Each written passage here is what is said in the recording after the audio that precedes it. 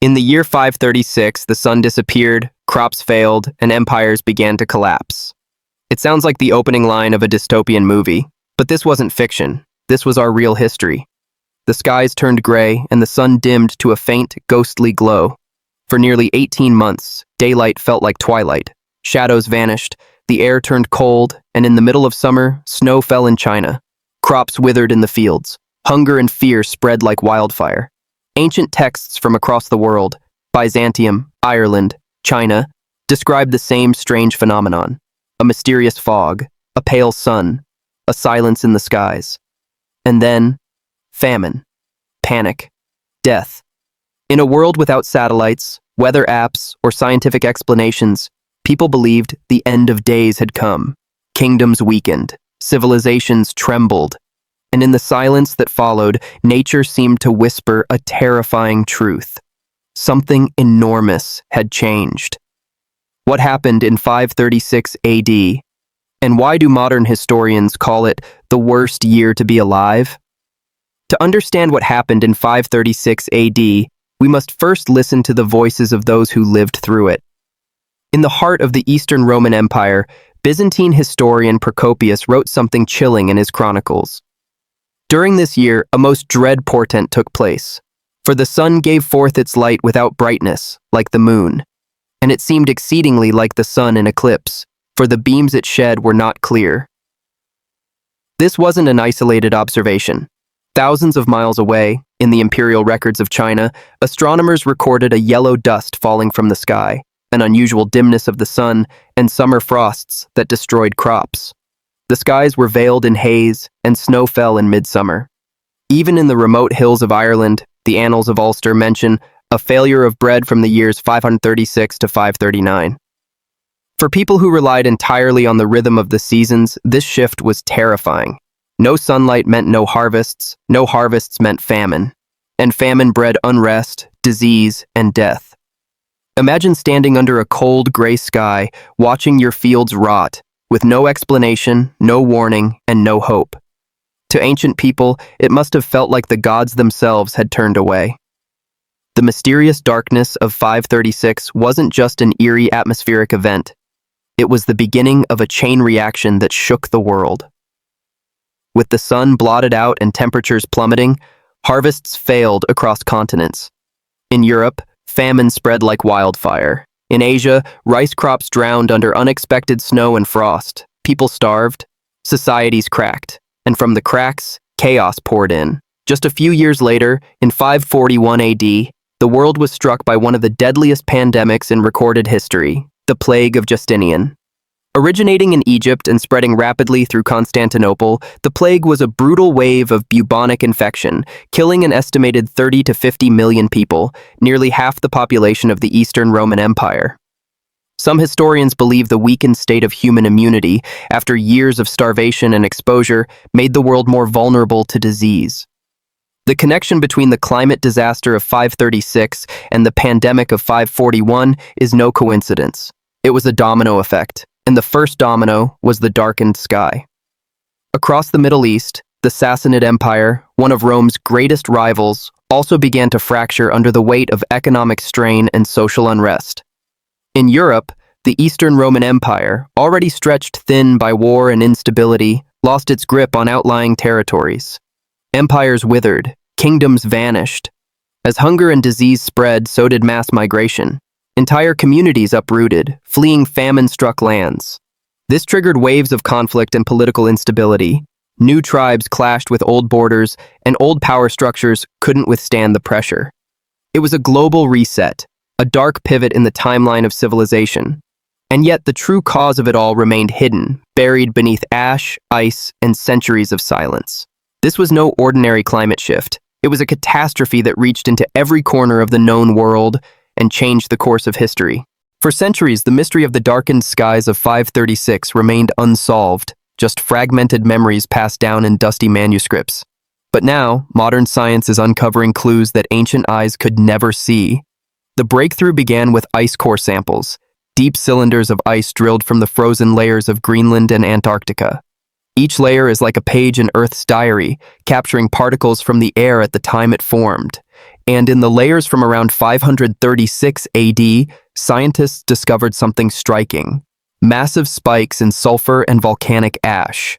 This was clear evidence of a cataclysmic volcanic eruption, one so powerful that it sent sulfate aerosols high into the stratosphere, forming a global veil that blocked sunlight and drastically cooled the planet. But that wasn't all. Across Europe, Asia, and the Americas, tree ring records show the same story.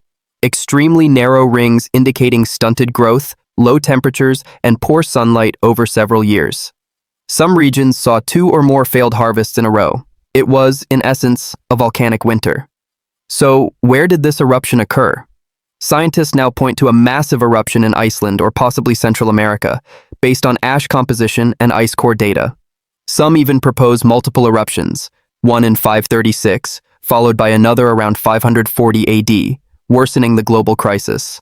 And while less likely, other researchers haven't ruled out a comet or asteroid impact, especially due to historical reports of a dry fog and the absence of typical volcanic signs in some regions. But so far, the volcanic theory holds the most weight. The darkness of 536 wasn't supernatural. It was the sky reacting to a violent tear in the Earth's crust, a wound that bled ash and shadow across the globe. Modern science has given us the evidence. Now the question is, what else lies buried in the ice, waiting to tell its story? While ancient civilizations were left in the dark, literally and metaphorically, modern researchers have traced the likely source of the devastation to a massive volcanic eruption, either in Iceland or Central America.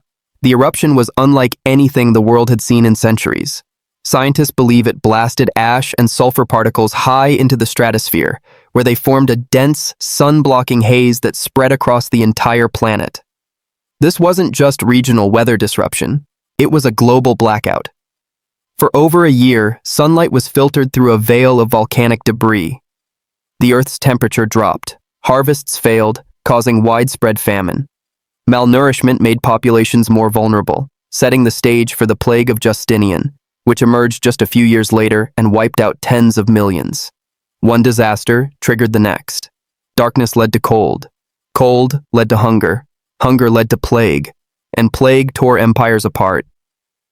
This was more than a climate anomaly. It was a volcanic apocalypse, one that historians are only now beginning to understand. What's perhaps most haunting is how long it took humanity to recover. The economic, social, and agricultural collapse caused by the events of 536 and the years that followed dragged on for more than a century. Civilization stalled, progress halted. In many regions, it was as if the world had been pushed into a new dark age. And yet for centuries, this event was all but forgotten, buried in myth, hidden in ice, and overlooked in textbooks. Only now are we beginning to grasp the full scale of this ancient catastrophe. The story of 536 isn't just a fascinating chapter from the past, it's a stark reminder of how vulnerable our civilization still is. A volcanic winter, the same kind of global catastrophe that dimmed the skies in the 6th century, remains a very real threat today. In fact, we've seen similar events in more recent history. In 1815, the eruption of Mount Tambora in Indonesia caused what became known as the Year Without a Summer. Crops failed across Europe and North America. Snow fell in June. Famine and disease followed. In 1883, Krakatoa erupted with such force that it shattered the island, triggered tsunamis, and darkened the skies for years. But here's the chilling part. Both events were smaller than what scientists believe happened in 536. So what would happen if a 536 scale eruption occurred today? In our hyper-connected world, global supply chains would collapse, communication satellites could be disrupted, and entire regions could face food and energy shortages. Economies could spiral, and misinformation would spread faster than ash. But there's one key difference between now and then. We know what to look for. Thanks to the lessons of history and the tools of modern science, we can monitor volcanic activity, model climate responses, and plan for disaster. The past gives us a warning, a blueprint, a second chance. History doesn't just tell us where we've been, it helps us prepare for what's coming. In 536, the sky went dark, and the world changed forever. For the people who lived through it, there was no explanation, no warning, no relief, just darkness, followed by cold, hunger, and death. Empires crumbled. Generations were lost. And for over a century, the world struggled to find its way back to the light. Today, we live in cities that glow at night, connected by wires and waves, comforted by the illusion that we've tamed the earth. But history reminds us we are not in control. A single eruption, hidden in some distant fault line or beneath a sleeping volcano, could once again throw our world into chaos.